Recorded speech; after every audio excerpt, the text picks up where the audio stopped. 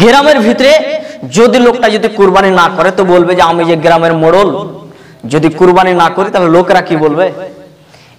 এই নিজেকে লজ্জা মনে করে ওই লোকটা কুরবানি করছে। এই লোকটা বলছে আরে আমার আশেপাশের বাড়িঘর সবাই আত্মীয় স্বজন সবাই কুরবানি করছে আর আমার ছেলে মেয়েরা আবার ওদের দিকে তাকিয়ে থাকবে, এই জন্য এই লোকটা তখন কুরবানি করছে। আমি খাসির মাংস খাই না, আমি খাসি কুরবানি দিতে পারবো না, গরুর মাংস কিছুটা পেলে হয়ে যাবে, তাই বলে সে কুরবানি দিচ্ছে না।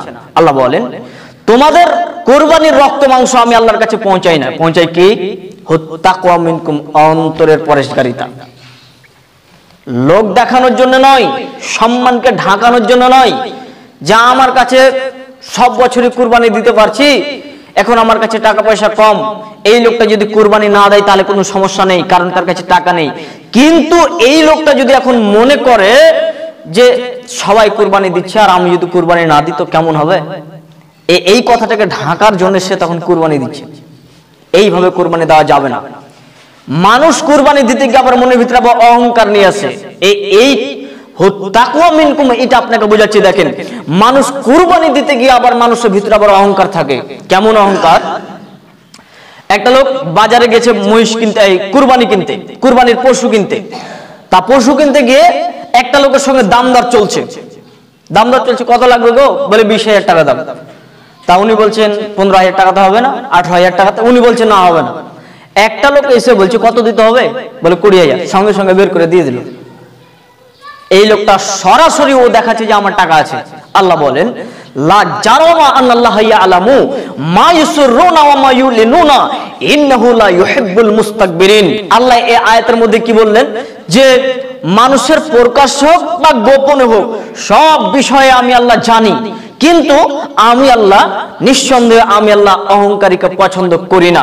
আল্লাহ দুইটি কথা বলার পরে তৃতীয় নম্বরে কথা বলছেন অহংকারীকে আল্লাহ পছন্দ করে না। তার মানে প্রকাশ্যেও মানুষ অহংকার করে, গোপনেও মানুষ অহংকার করে। প্রকাশ্য অহংকার মানে গিয়ে বলছে কত লাগবে, 20,000, সঙ্গে সঙ্গে দিয়ে নিয়ে নিল, এটা হচ্ছে প্রকাশ্য অহংকার। তো মানুষ যে গোপনে গোপনে যে অহংকার করে এটা বুঝবেন কিভাবে?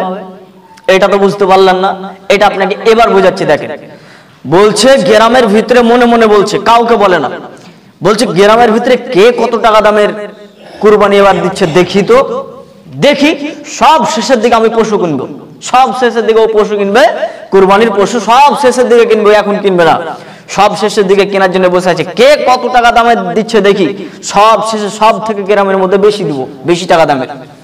এটা হচ্ছে গোপনে গোপনে অহংকার, কাউকে বলেনি, শুধুমাত্র অন্তরে অন্তরে নিয়ত করে দিয়েছে গ্রামের ভিতরে যে যত টাকা দামে দিবে তার থেকে আমি বেশি টাকা দামের কুরবানি দেবো।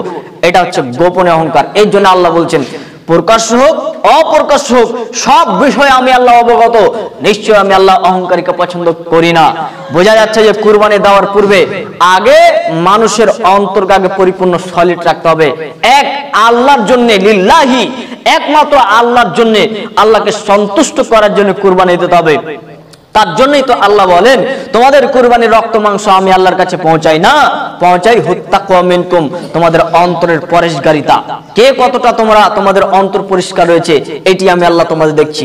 মাংসটা জমিনেই থেকে যাবে, খেয়ে শেষ হয়ে যাবে, রক্তটা জমিনে পড়ে শেষ হয়ে যাবে, কিন্তু আমার কাছে কি আসবে বলো তো? তাকওয়া মিনকুম, অন্তরের পরেশকারিতা। সম্মানিত দিনী ভাই, আমরা কুরবানি দেওয়ার পূর্বে আমাদেরকে পশু ক্রয় করতে হবে, কিনতে হবে। কোন কোন পশু দিয়ে কুরবানি করা যায় আগে সেই বিষয়ে একটু দেখি। আল্লাহ সূরা হাজের ভিতরে একটি শব্দ বলছেন বাহিমাতুল আনাম। বাহিমাতুল আনাম থেকে ব্যাখ্যা করা হয়েছে বেশ কয়েকটি পশুকে। এখানে বাহিমাতুল আনাম বলতে গবাদি পশুকে বলা হয়েছে, গৃহপালিত পশু, যেগুলো পশুকে বাড়িতে লালন পালন করা যায়, এই সমস্ত পশুগুলো দিয়ে কুরবানি করতে হবে। তবে সব পশুর আবার নয়, যেই সমস্ত পশুগুলো হালাল এবং যেই সমস্ত পশুগুলোকে আল্লাহ নবী নির্দিষ্ট করেছেন এই সমস্ত পশু দিয়েই মূলত আপনাকে কুরবানি করতে হবে। কি কি পশু সেইগুলো? বাহিমাতুল আনামের ভিতরে বলা হয়েছে উট কুরবানি দেওয়া যাবে, উট কুরবানি দিতে হবে, গরু কুরবানি দিতে হবে, এবং মেষ, ভেড়া, দুম্বা, এই তিনটা মিলে একটি পশু। এই তিনটাকে একটি পশু বলা হয়েছে। এই তিন ধরনের ভিতরে যে কোনো দিলেও চলবে। আর চতুর্থ নম্বরে বলা হয়েছে ছাগল। এই ছাগল দিয়ে কুরবানি করতে হবে। তাহলে উট, যেই ধরনের উট হোক না কেন, উট হোক উটনি হোক চলবে, কোনো সমস্যা নেই। যে প্রকারের উট হোক সেটা চলবে, তবে তাকে বয়স প্রাপ্ত হতে হবে, যেই শর্ত দেওয়া হয়েছে, দাঁত আলা হতে হবে। এরপরে গাভীর ব্যাপারে বলা হয়েছে, যে প্রকারের গাভী হতে পারে, অস্ট্রেলিয়ার হতে পারে, তারপরে আমাদের ভারতের হতে পারে, চীনের হতে পারে, ছোট হতে পারে, বড় হতে পারে, তারপর আপনার কিনা যেগুলো বাচ্চা দেয় সেরকম গরু হতে পারে। এক কথায় গরু দিয়ে আপনার কুরবানি চলবে। এরপরে ভেড়া অথবা মেন্ঢা অথবা দুম্বা, যেগুলো দেখতে প্রায় একই রকমের। মেন্ঢা একটু বড় সাইজের হয় এবং তার শিংগুলো বড় কুঁকড়া কুঁকড়া হয়। ভেড়া তো আপনারা সবাই দেখেছেন।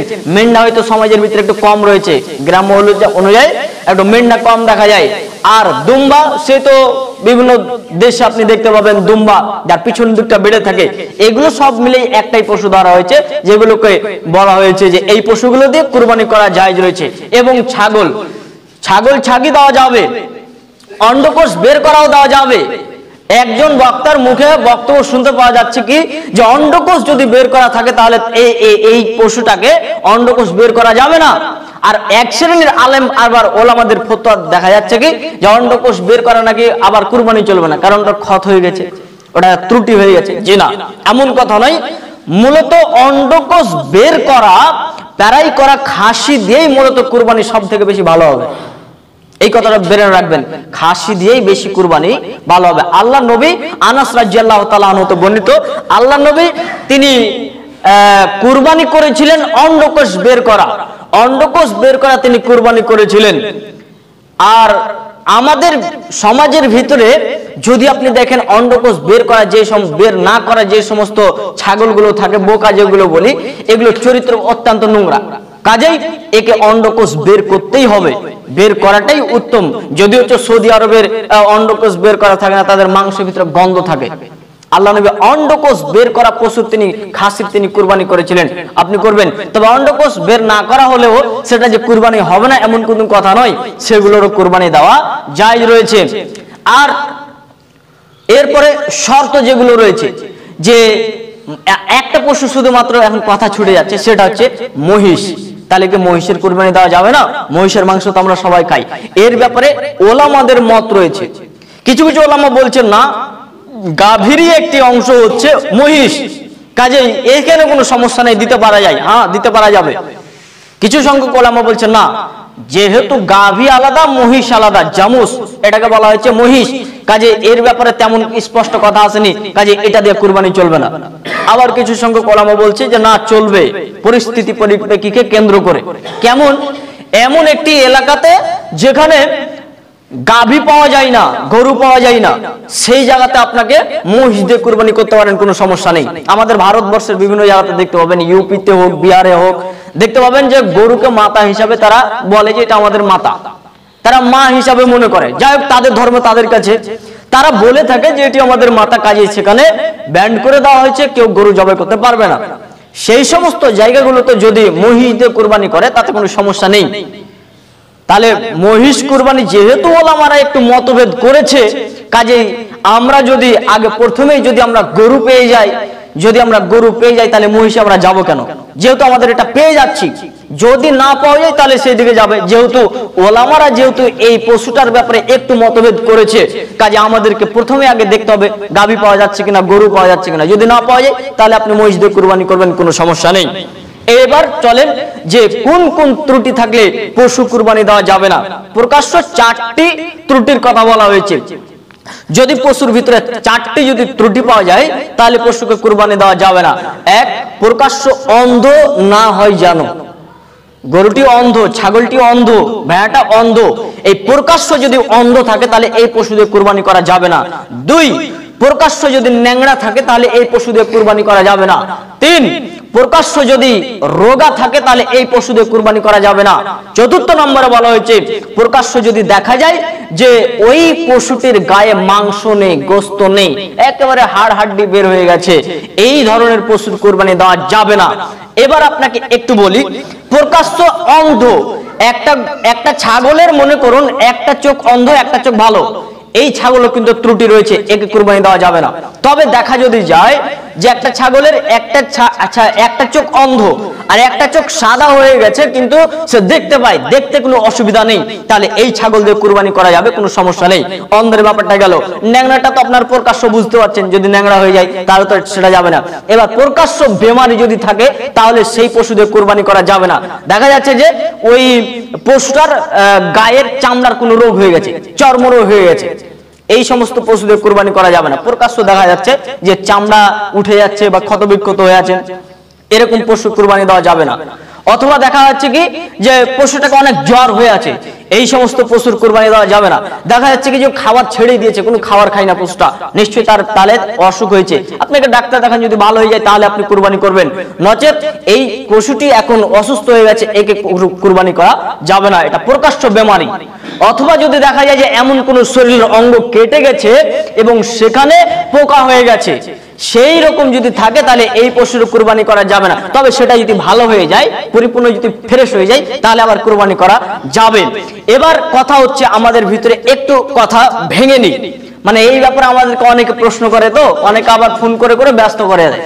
শুধু কি জন্মগত ভাবে যদি কোনো প্রাণীর দেখা যাচ্ছে দুইটি কান, সেখানে বের হয়ে আছে তিনটি কান, মানে দুইটি কানের পাশে আর একটা কান ছোট্ট বের হয়ে গেছে, এই পশুর কুরবানি দেওয়া যাবে, কোনো সমস্যা নেই।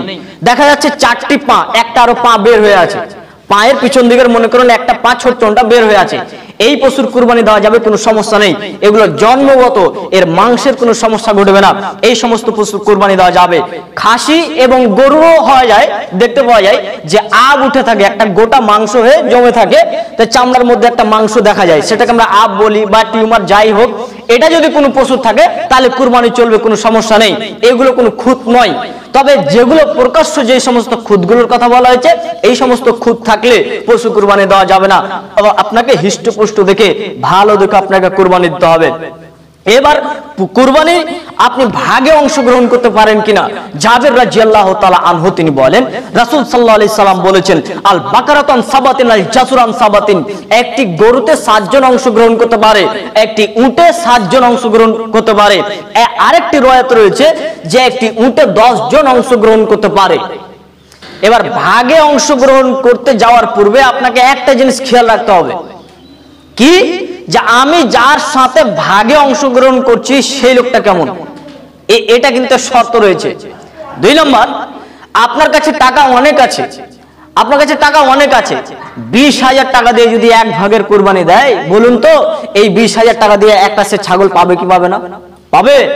তাহলে আল্লাহর নবী এই হাদিস দ্বারা বোঝা যাচ্ছে যে টাকা পয়সা কমতে কমতে কমতে কমতে খুবই কম, আর্থিক অবস্থা খুবই কম, তখন তুমি ভাগে যাও, অন্তত তুমি কুরবানিটা দাও। মানে কখন ভাগে যেতে হবে? যখন আমার কাছে সম্পত্তি নেই, তেমন অর্থ সম্পদ নেই, তখন তুমি ভাগে যাও। আমার কাছে বেশি টাকা আছে, তুমি তখন তুমি একটা কুরবানি দেবে। কারণ রাসূল সাল্লাল্লাহু আলাইহি সাল্লামের হাদিস দ্বারা বোঝা যায় যে একটি পরিবারের পক্ষ থেকে একটি সে পশু কুরবানি করবে। অতএব আপনি একটি পশু আপনি কুরবানি দেওয়ার চেষ্টা করবেন, যদি টাকা পয়সা বেশি থাকে 2টি দেন, আরো বেশি আছে 5টি দেন, 10টি দেন, 100টি দেন, সমস্যা নেই। বেশি যত হবে যত আপনি কুরবানি দিতে পারেন তাতে কোনো সমস্যা নেই। কিন্তু কমতে কমতে সব শেষে যেটা পাওয়া যাচ্ছে খুবই কম, টাকা পয়সা খুবই কম, তখন ভাগে অংশগ্রহণ করতে হবে। আর দেখা যাচ্ছে ভাগে অংশগ্রহণ করতে পারা যাচ্ছে না, এত টাকা পয়সা কম, তখন আপনার উপর আর কুরবানি নেই, আপনি কুরবানি দিতে হবে না, তখন আপনার জন্য মাপ। তাহলে ভাগে অংশগ্রহণ করার পূর্বে আপনাকে একটু চিন্তা ভাবনা করতে হবে যে আমি যেই টাকাটি দিয়ে আমি 10,000, 5,000, 7,000 টাকা দিয়ে যে আমি ভাগে অংশগ্রহণ করছি, এই টাকা দিয়ে একটা কি পূর্ণ একটি ছাগল পাওয়া যাবে কি যাবে না, বা একটা কোনো পশু কিনে পাওয়া যাবে কি যাবে না, যদি যাই তাহলে সেটি দেন। কেন? আগেই আপনাকে প্রথমেই বলেছি, প্রায় 10 মিনিট আগে বললাম যে তাকওয়া মিনকুম, অন্তরের পরশগারিতা আল্লাহ দেখবেন। আল্লাহ আপনাকে দেখছে যে আপনি কি উদ্দেশ্য দিচ্ছেন, আল্লাহকে সন্তুষ্ট করার জন্য নাকি খাওয়ার উদ্দেশ্যে আপনি দিচ্ছেন, এই কথাটা আপনাকে ব্রেনে রাখতে হবে শুধুমাত্র। যে আপনার কাছে টাকা পয়সা কম রয়েছে তা আপনি ভাগে দেন, যদি আপনার কাছে বেশি থাকে তাহলে আপনি একটি পূর্ণ একটি কুরবানি দেওয়ার চেষ্টা করবেন। ভাগে যখন আপনারা অংশগ্রহণ করবেন তখন আপনাকে দেখতে হবে নামাজি ব্যক্তি ওর ইনকাম ঠিক আছে না নেই। ও যদি সুদখোর হয় তাহলে সুদখোরের সাথে আপনি কুরবানি দিলেন তাহলে আপনি তো মিশ্রিত হয়ে গেল। ওই লোকটা বেনামাজি, বেনামাজির সঙ্গে যখন আপনি কুরবানি দিলেন তাহলে তো নামাজি আর বেনামাজি একরকম হয়ে গেল। এর জন্য আপনাদেরকে ছোট করার জন্য আমি এই কথা বলছি না, ওয়াল্লাহি আল্লাহর কসম আমি কাউকে ছোট করার জন্য কথা বলছি না।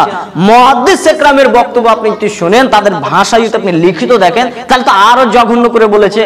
আমি তো সেরকম বলছি না, আমি আপনাকে বলতে চাচ্ছি নামাজি ব্যক্তিরা সবাই একসাথে কুরবানি দেবেন ভাগে অংশগ্রহণ করতে গেলে। নামাজি ব্যক্তিদেরকে একসাথে ভাগে অংশগ্রহণ যদি করেন তাহলে নামাজি ব্যক্তিরা একসঙ্গে ভাগে অংশগ্রহণ করবেন, সমস্যা নেই। আর যদি দেখা যায় যে শেষ পর্যন্ত পাওয়াই যদি না যায়, নামাজি ব্যক্তি সব শেষ হয়ে গেছে, তাহলে তার সঙ্গে দেন। আগে একটা কথা বলেছিলাম যে যদি কোনো হিন্দু যদি মসজিদে মাদ্রাসাতে যদি ভালো কাজ করে, দান করে, তাহলে সে দুনিয়াতেই সে নেকি পেয়ে যাবে। বেনামাজি যদি কুরবানি করে তাহলে সে দুনিয়াতেই ভালো একটা কিছু পেয়ে যাবে, কিন্তু মরার পরে তার কোনো আর সুযোগ নেই, মরার পরে তার কোনো নেকি নেই। কাজে কুরবানি করার পূর্বে 5 ওয়াক্ত নামাজ পড়ার আপনাদেরকে আন্তরিকভাবে অনুরোধ জানাচ্ছি। আল্লাহর কাছে শেষে আমরা এতটুকু দোয়া করি, আল্লাহ যেন আমাদেরকে প্রত্যেকেই যেন সৎ উদ্দেশ্য এবং নেক উদ্দেশ্য এবং লিল্লাহি শুধুমাত্র আল্লাহকে সন্তুষ্ট করার জন্য আল্লাহ যেন আমাদেরকে কুরবানি করার তৌফিক দান করেন। আর আমরা যারা বেনামাজি রয়েছি, এখনো যারা নামাজ পড়ি না, আল্লাহ যেন আমাদেরকে প্রত্যেকেই যেন 5 ওয়াক্ত নামাজ পড়ার তৌফিক দান করেন। আল্লাহুম্মা আমিন।